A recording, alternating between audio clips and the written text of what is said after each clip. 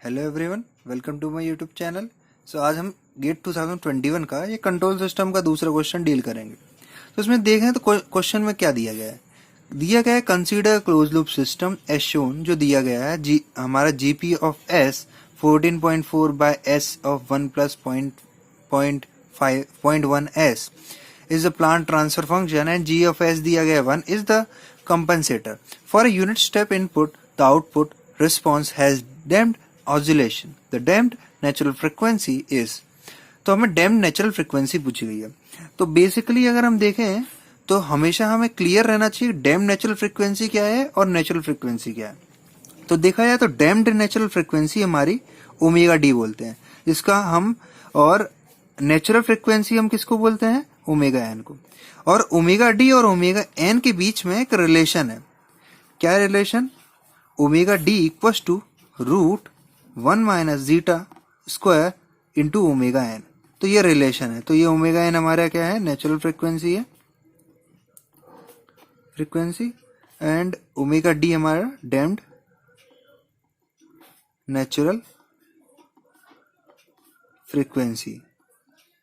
ठीक है। तो अब हम डील करें, अब इस क्वेश्चन में हमें क्या निकालना है, ओमेगा डी निकालना है। ओमेगा डी के लिए हमें क्या निकालना पड़ेगा, जीटा और ओमेगा एन।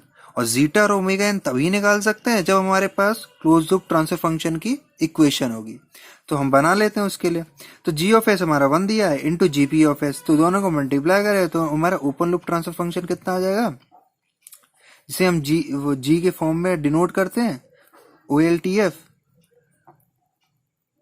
हमारा G S into 1 G of S, क्योंकि कास्केडेड है इसलिए डायरेक्टली मल्टीप्लाई करना है। So G of S into G P of S हमारा कितना हो जाएगा, 1 इंटू दिस, तो हमारा 14.4 by S of 1 plus 0.1 S. तो ये हो जाएगा।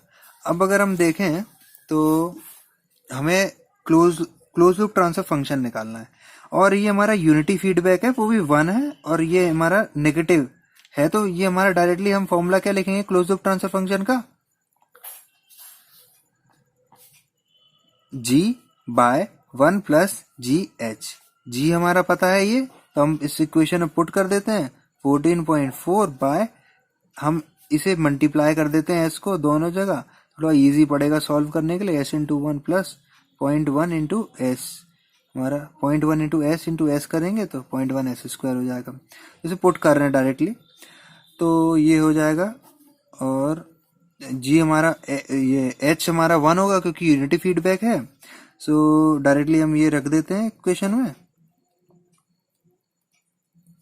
सो हमारा सॉल्व करने के बाद क्या आ रहा है, 14.4 by S plus 0.1 S square plus 14.4, नीचे का ये इधर भेज जाएगा, डिनोमिनेटर ये सब दोनों कैंसिल हो जाएंगे, तो ओवरऑल ये बच रहा है। अब इसे हम एक प्रॉपर फॉर्म में CLTF को हम लिख लेते हैं, 14.4 by 0.1 S square plus S plus 14.4। और हम जानते हैं कि ये ना हमारा स्टैंडर्ड फॉर्म हमें पता है। स्टैंडर्ड फॉर्म हमारा क्या है, स्टैंडर्ड फॉर्म हमारा है, हम CLTF का जानते हैं क्या होता है, यहाँ पे लिख देता हूं मैं,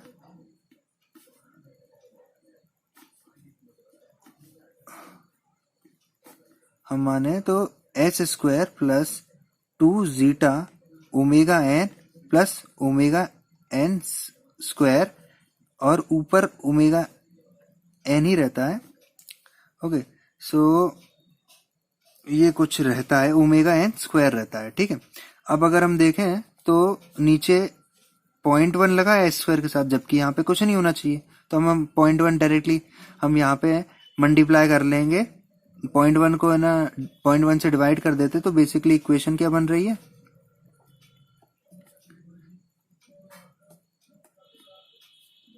ओके, तो ये बन रही है हमारी इक्वेशन।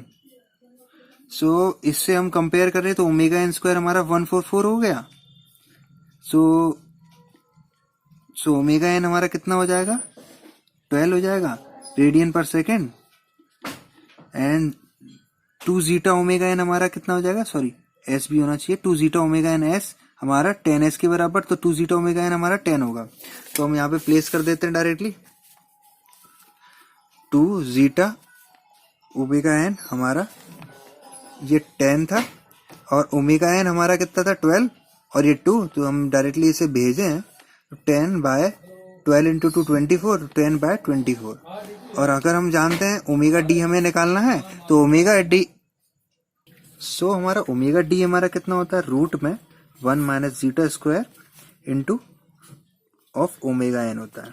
सो डायरेक्टली हम पुट कर देंगे 1 माइनस जीटा हमारा कितना था 10/24 का स्क्वायर इंटू ओमेगा एन हमारा 12 था, तो उसे सॉल्व करेंगे तो हमारा कितना आएगा 10.9। आप इसे सॉल्व कर सकते हो, तो ओमेगा डी की वैल्यू आ रही है 10.9 रेडियन पर सेकेंड, इसकी यूनिट होती है। So this is answer. और हमारी रेंज कुछ 10.8 से कुछ आंसर में दी है 10.8 to 11 दी गई है, तो हमारा इसके बीच में आंसर आ रहा है omega D. That's all, thank you.